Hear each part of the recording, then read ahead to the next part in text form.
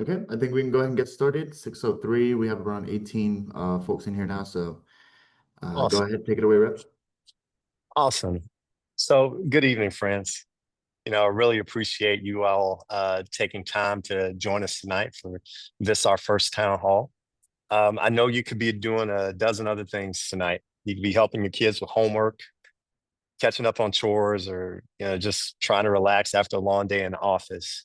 The fact that you're here tells me something important. It tells me that you care about this community. It tells me that you care about the future of Florida. And I'm joining you tonight from the lovely Orlando International Airport as I prepare to embark up to DC to take care of a few business items. But I'll tell you, the reason that I wanted to really join you tonight is because I wanted to talk about our shared future. I wanted to talk about how we build it together. But before I jump into my remarks, I wanted to take just a moment to introduce my staff. So some of you may have met Julian Centron as he invited everybody here tonight. He's my legislative aide. And then I have Riley Hazel, who's actually my district aide. And so I personally believe both Riley and Julian are just phenomenal people. They do an incredible job of helping me with legislation up in Tallahassee and also with representing our office here in House District 45. But what you may not know is that they work on your issues. If you have a loved one who's having trouble with state agencies, our office is here to help. We assist constituents with a wide range of issues. It could include things like delays with unemployment benefits, finding food assistance, driver's license problems, housing, business licensing, and more. And I can tell you, I've seen Raleigh work to connect constituents with community resources, local organizations who can step in when state assistance just may not be enough. And if you need to get into contact with your local officials, your city or county officials, we can help make those connections too. Because our goal is to make sure that you have access to the help that you need and to make sure that your voice is heard here in the community. So no matter what the challenge, please don't hesitate to reach out. We're here to support you and we're here to support your family. And so, Raleigh, Julian, hopefully I got a little housekeeping out of the way. I wanted to make sure everyone knows about the work and help that you can provide. But I wanted to spend the bulk of our time today is sharing a little bit about the session. So even though it was the longest session in Florida legislative history, or one of the longest, I want to try to shorten it and just give you a quick update on all the things that happened um, to give you a little bit of background. Because I'll tell you, this year's session, it wasn't just about numbers and bills that got passed. For me, it was about priorities. And as a business person, a father, a Floridian, I do have some concern that the priorities of the legislature were a little bit off this session. Because too often I saw, folks, letting politics win out over people. We've got families here in District 45 that are struggling with the cost of housing, with insurance and healthcare. And I saw a whole lot of energy spent on partisan fights, on power plays, and yes, even distractions that had absolutely nothing to do with improving lives. Now, I don't want you to leave this meeting, this town hall discouraged because all of the partisan stuff isn't the full story. We did have some moments of real hope. We had some moments when leaders crossed party lines and were able to put people first, and we were able to get a few things done. And for me, those are the moments that matter. And I think we can build on that constructively. Now, one of the clearest themes that we saw this session, in my opinion, was this, erosion of local control. Because over and over again, what I saw in the legislature is laws being passed that stripped local communities of the ability to make decisions for themselves.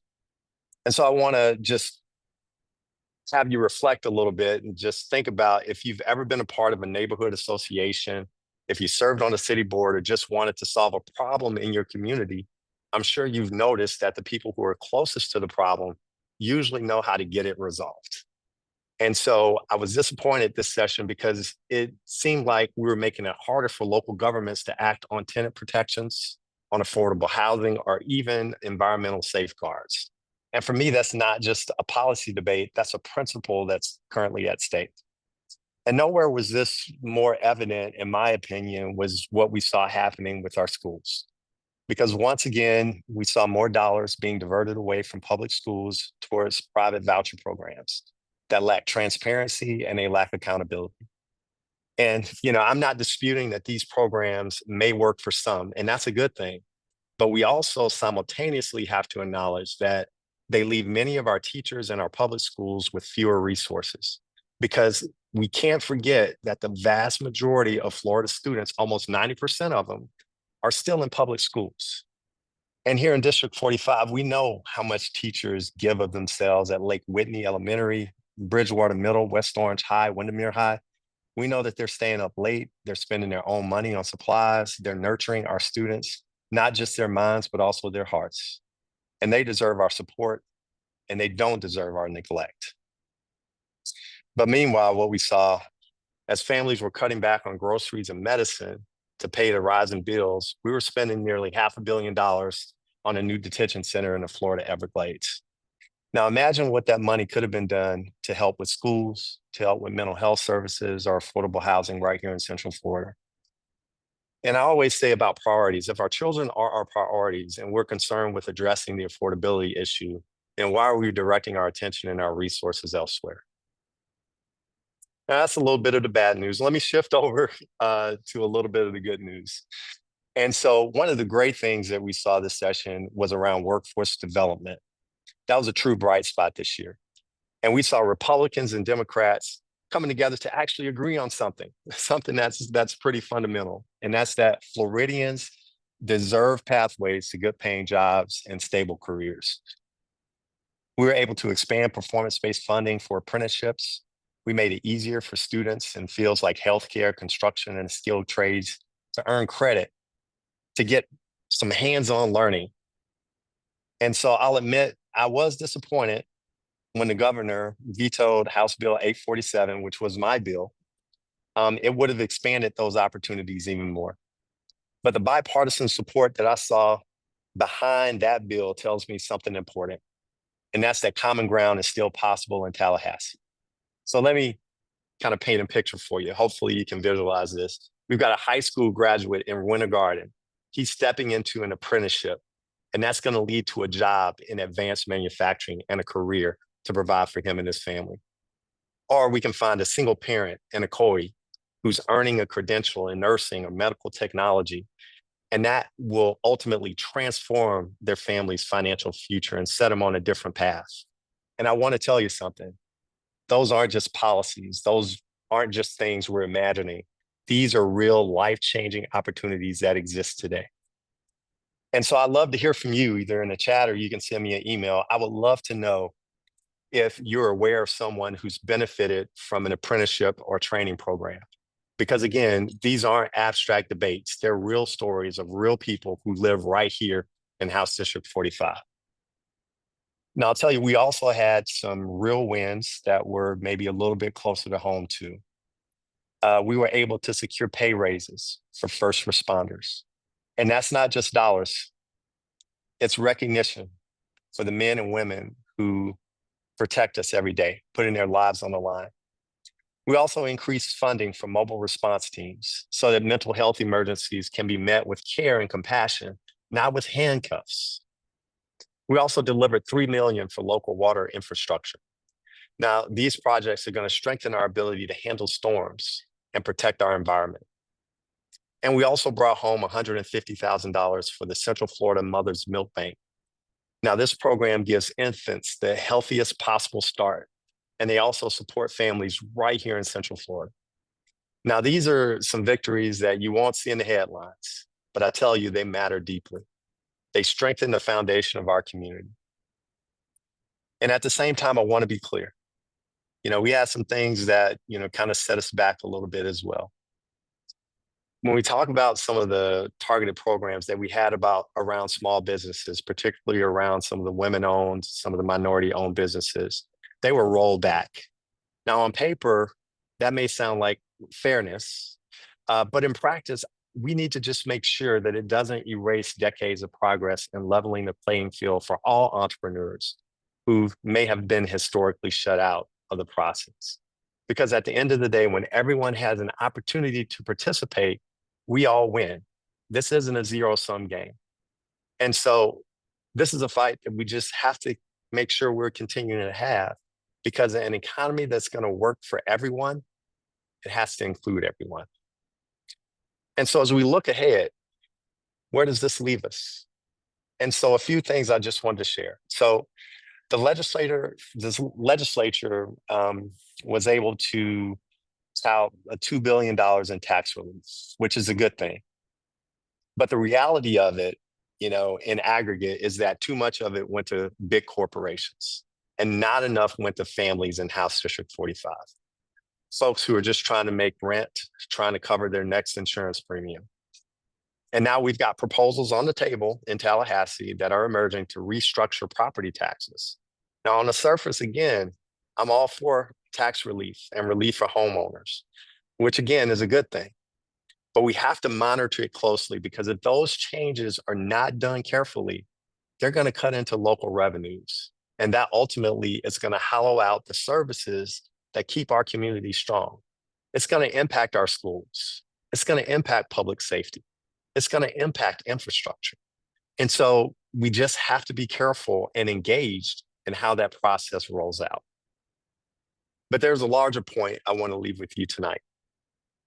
And that's the future of Florida is not decided only in Tallahassee.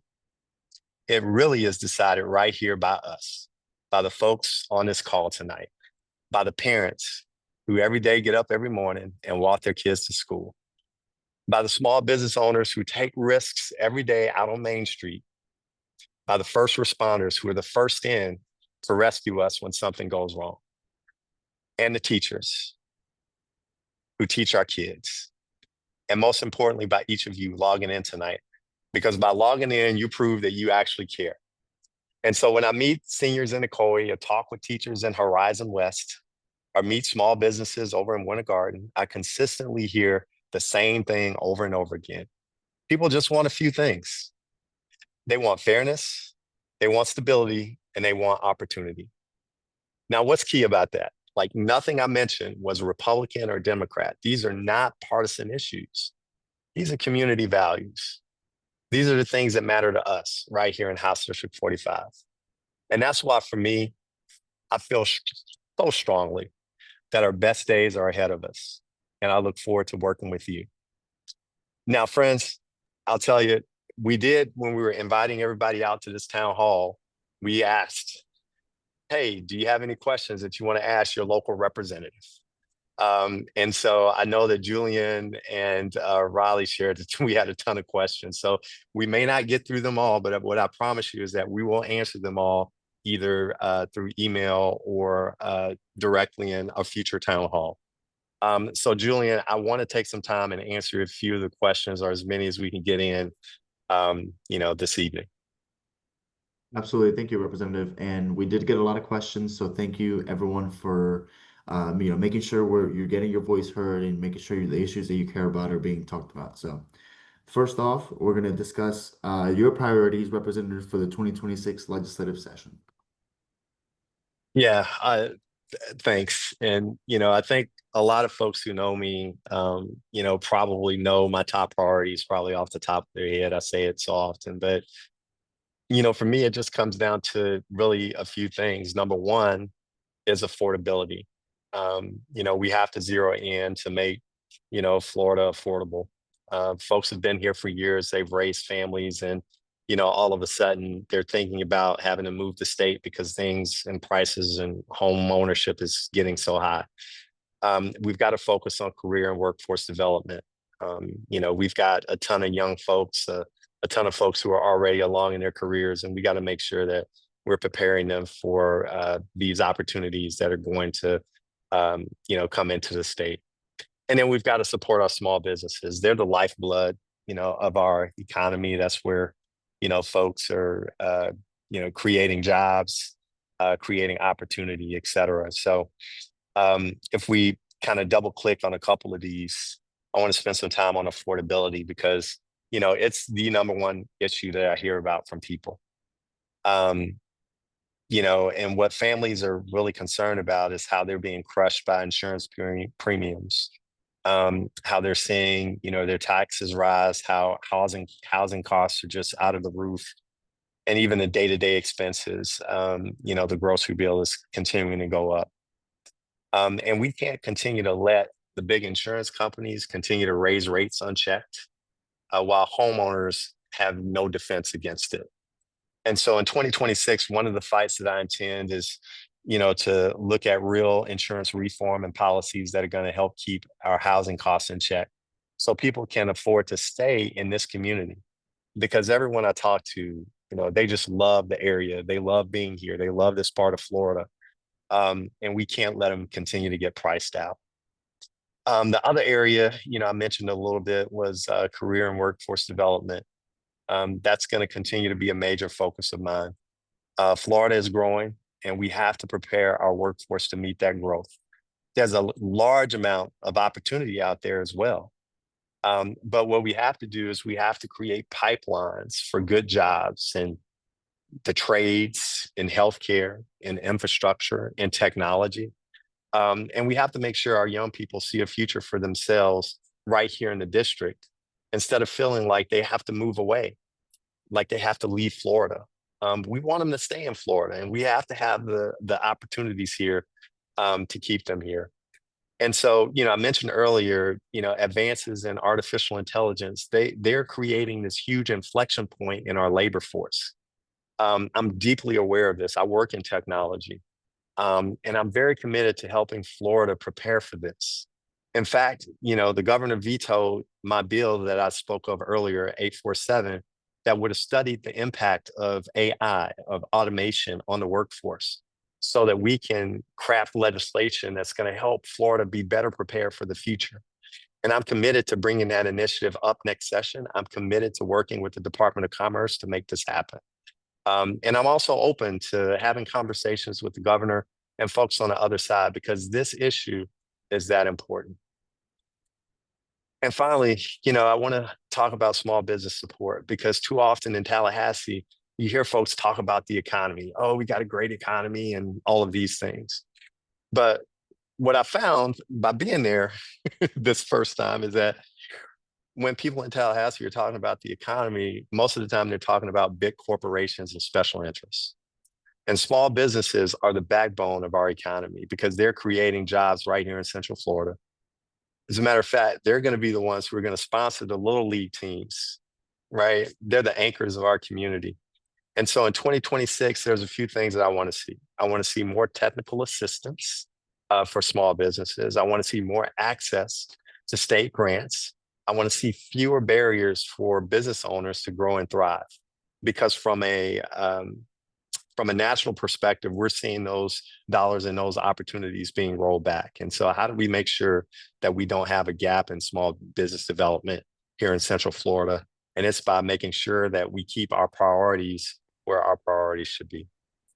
And so, Julian, those are, just a few things about my priorities. Awesome. Thank you, Representative. Another topic we got a lot of questions about is alligator Hmm. Alcatraz. I know you were able to Uh, visit that facility a couple months yeah. ago, and we just want to hear what your position is, what you saw when you were there, and what we can do going forward. Yeah, I know I'm smiling, but it's one that hurts my heart. And so Hmm.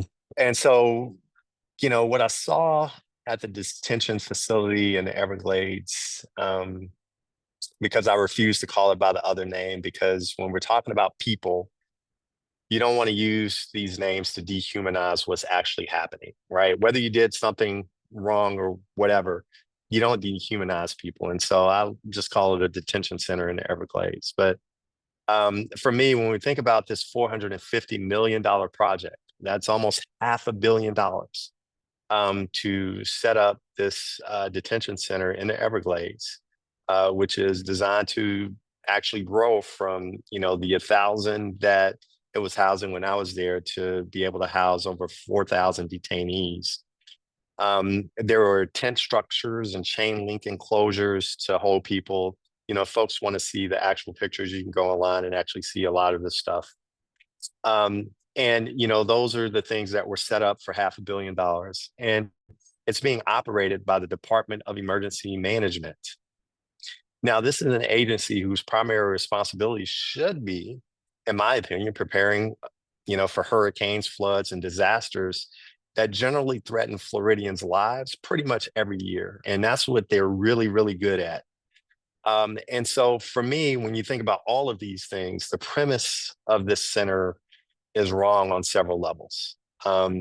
Let's kind of walk through them. So first, I talked about it. It's diverting hundreds of millions of taxpayers' dollars into this massive detention complex at a time when we talked about families struggling with insurance costs, families struggling with trying to find affordable housing, families struggling trying to afford property taxes.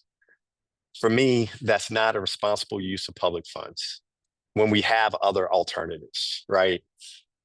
Second, it's putting one of our most critical disaster response agencies in charge of a prison system. That's in effect what it is. So you have the Department of Emergency Management actually running this prison. And so when we think about all of the resources that are going into running the prison, we have to think about how that's weakening our ability to respond when the next hurricane strikes. And third, when we think about the conditions at the detention center, that raises some serious concerns for me about human rights, but also about due process. Because people in state custody, no matter what the situation, they should be treated with dignity and fairness until they can go through their due process. And so for me, Florida should be prioritizing how we keep communities safe, how we strengthen our economy, how we protect our natural resources and the people who live here in Central Florida. And turning the Everglades into a detention complex is the opposite of that. It really is a political stunt that's designed to score headlines, and it's not really a serious policy solution because it's a problem that we already had an answer for.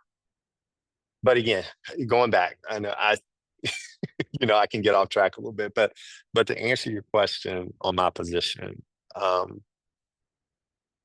couple of things. I think first and foremost, we need transparency, we need accountability, and we need oversight at the facility.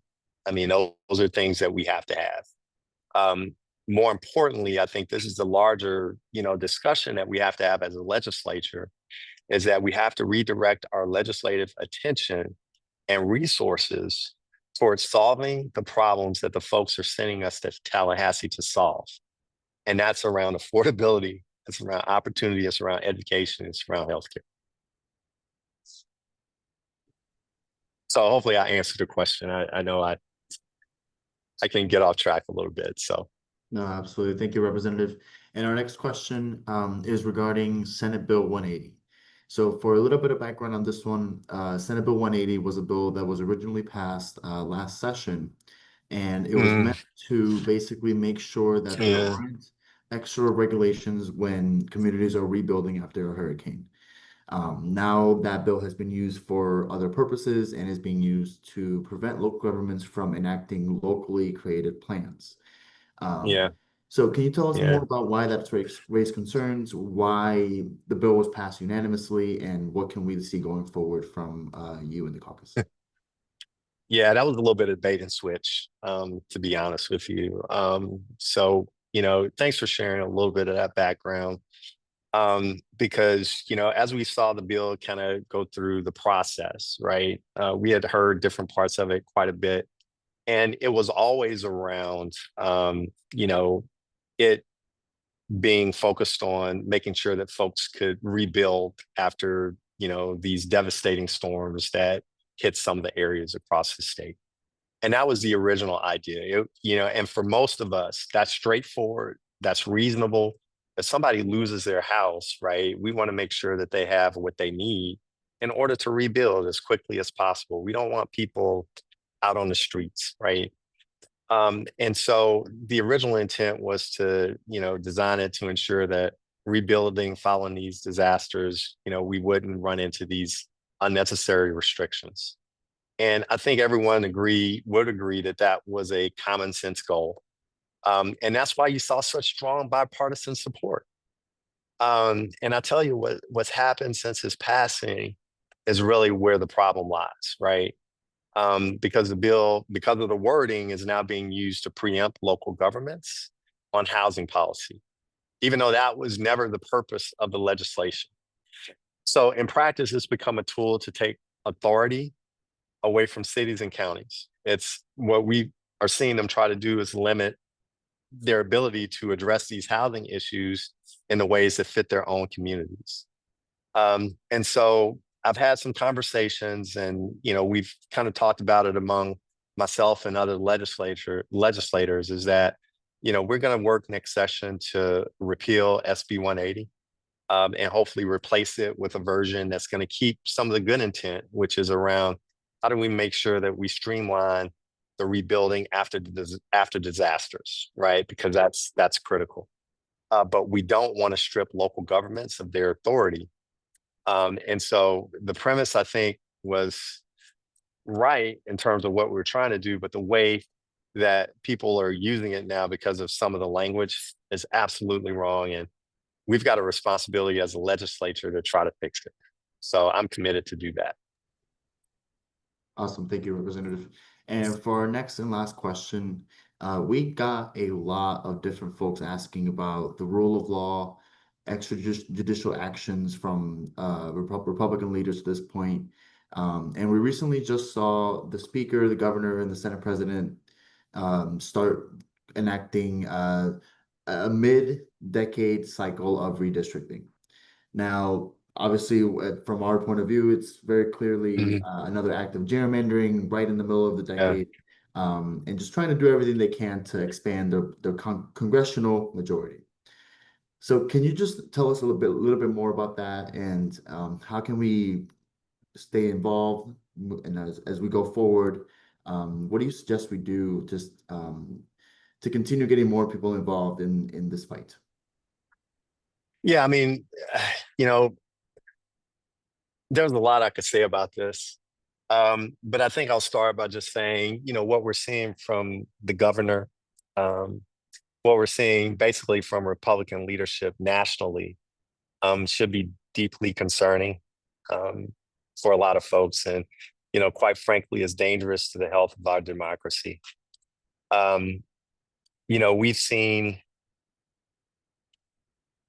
things that I never thought I would see in my lifetime. We've seen removing elected officials because you disagree with them, happening. Not just in other states, but right here, right? We had some threats from the governor relative to our commission right here in Orange County. We are seeing you know people punishing communities that don't share the governor's politics. We're seeing you know all of these things happen, I think, to weaken the voices of certain communities. um, and to me, that shouldn't be the action of a government that is respecting the law, because under the law we should all be equal. Right, we should all have an opportunity. That's what our laws are for, right? And that's what we believe in as Americans. And so as I sit back and I see these things happening, what they appear to be are power grabs, things that go well beyond um, the spirit of the law, right? And to me, they're antithetical to democracy. These are things that happen, you know, wherever you may be, other countries around the world. When you see these happening, or when you see things like this happen, the end result is that they erode public trust. They erode trust in the institution of government. Gerrymandering is another one of those examples, right? Where you see districts being engineered to protect political power instead of representing and reflecting the communities fairly, right? And so, again, that undermines one of the basic principles of our democracy, our democratic republic, if you will, is that voters should choose their representatives, and not the other way around. You can't have representatives gerrymandering districts, for their benefit. Now, one of the things that we've already seen, kind of getting into the details, is that the courts have ruled that parts of the maps that have been proposed are unconstitutional, right? And so that's a reminder that the law still matters, right? And that we can still use it to push back on some of these efforts. Um, but I think one thing that we have to remember and we have to stay focused on is that we can't be complacent. We have to understand that, the next redistricting is going to shape Florida for the next decade. And if folks aren't engaged, we're going to see these same abuses happening again, right? And so what we're doing today, right? And, we're continuing to push back, right? We're working with advocacy organizations. There are lawsuits being filed. There's public pressure being mounted from folks like you right here on the call. And the good thing is that that's helped to slow or stop some of the worst overreaches that we've seen, right? Because if we weren't pushing back, if we weren't doing all of these things, it could be far worse, right? We've also seen times where communities have organized, right, around certain issues. And we've seen the court step in and the governors had to back down on some of these things, right? And so what I want you to know is that those fights do matter, and that resistance does work, right? But we all have to be engaged, right? It can't be a onesie twosie. We all have to come together as a community and push back and show that resistance can work in some of these instances. Um, but I'll tell you, when it comes right down to it, though, the truth is the truth. And that is the lasting way that we stop all of this is at the ballot box, right? And that is the tough part, right? Because we have to hold our leaders accountable and we have to elect leaders who respect the rule of law, and we have to vote out leaders who do not respect the rule of law. We the people is the fundamental, you know, uh, belief within our Constitution. And so, we have to elect those who honor democratic institutions, elect the folks who are going to put families and their communities ahead of just finding raw political power. And so that means that we're going to have to elect more folks who are going to govern responsibly and who are going to govern fairly. And my job, right, is to fight these abuses in Tallahassee every day. My job is to shine a light on them. And my job is to build coalitions that will block these anti-democratic moves that we're seeing by some folks in the legislature. And finally, my biggest job is to stand up for all of you, the folks who I represent in House District 45. Now, what I'll share with you, that's my job. Now, your job as citizens is just as important, right? Again, you have to hold elected leaders accountable. You as citizens have to stay engaged. You as citizens have to, support to make sure that folks who respect the rule of law um, are being elected into office, right? And so that's your job. So, my job, again, fight the abuses in Tallahassee, shine a light on them, build coalitions, et cetera. Your job is just as important, and that is to hold me accountable as well as all the other electeds accountable, and make sure we're electing the right people to office. And so, I know I've kind of talked about this for a minute, but what I do firmly believe is that if we do this together, we can combine, vigilance inside the Capitol. That's always going to be, one part of the solution. The other part of the solution is civic action outside of it, right? So vigilance inside, civic action outside. And if we do those things together, I think we can start to restore some balance. I think we can start to protect the rule of law. And I think we can ensure, Florida's democracy is going to be stronger, and not weaker.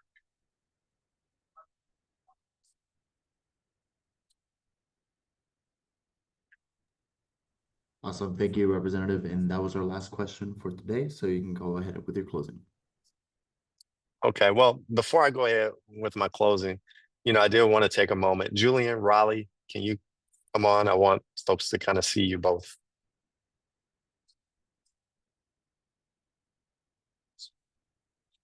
Again, I can't see anything. I'm on this Zoom, so I'm assuming you're both on video. But I just wanted to take a moment again to recognize the work that you all do. I want our constituents to see your faces so that when they see you in the community, they know who you are. Again, as I mentioned earlier at the top of our engagement, Julian and Raleigh spend a lot of time with, uh, solving constituent issues. They spend a lot of time working on the things that matter for the folks here in the district. And they genuinely are super smart and super knowledgeable about legislation and about how to get things done. So I just, want to reemphasize, if you have any challenges, if you have things that, you're trying to get done either locally or at the state level, use my office as a resource. We are fundamentally public servants. That's why we do what we do. And I want to make sure that you're aware of all the things that we do on behalf of you in House District 45. And so, I hope all of you, believe as I do that, we've got a Florida that's worth fighting for. And so, as we've kind of talked about some of the things that happened in this legislative session, we talked about some of the things that, I'll be working on when we go back to Tallahassee at the start of next year.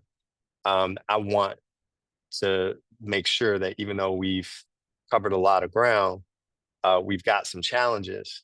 But I want to make sure that I'll leave you with a sense of optimism about where we can go. Because for me, and I know Raleigh and Julian also feel the same way, we believe that Florida is the greatest state in the union. And I believe that Florida is a state where every family can thrive. I believe Florida is a state where local voices are respected and are represented. I believe that the state of Florida public schools are strong. I believe that our small businesses can grow. And I believe that opportunity here in the state, it doesn't belong to a select few. Opportunity in this state belongs to all of us.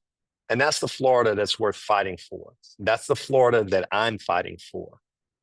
And so here's my promise to you, right? I'm going to continue to fight for you. I'm going to continue to fight with you. And I'm going to continue to fight because of you. But all of the fighting I'm going to do doesn't come without an ask. And this is my ask of you. I'm asking you to stay engaged. I'm asking you to use your voice. I'm asking you to speak up at meetings like this, at others where you find yourself with folks in the community. Share your story. Share your story with me. If you've got stories around how you've engaged in the community, if you've got stories around how you've seen folks help others, share those stories with me by email or in the chat here tonight. But most importantly, my ask is that you vote when the time comes, because your vote is what shapes Florida's future. We need you out there. We need you a part of the process, because together we can build a Florida that reflects the best of who we are. That's what I believe. That's what I believe we're doing every day. We are building a Florida that reflects the best of who we are. And so in closing, I want to thank you for being here tonight. I'm looking forward to continuing this work together, all of us. And so what I want you to be on the lookout for, this is our first town hall. I'm here at the airport. I got to run, catch a flight. But what I want you to do is be on the lookout for our next town hall, which we plan to schedule in late October, early November. And we're planning on trying to do that one in person as we get ready to return to Tallahassee for the 2026 legislative session in January. And so as we close, I wish you a wonderful rest of your evening. May God bless you. May God bless your family. May God bless the great state of Florida. And may God bless these United States of America. Thank you, everybody. Talk soon.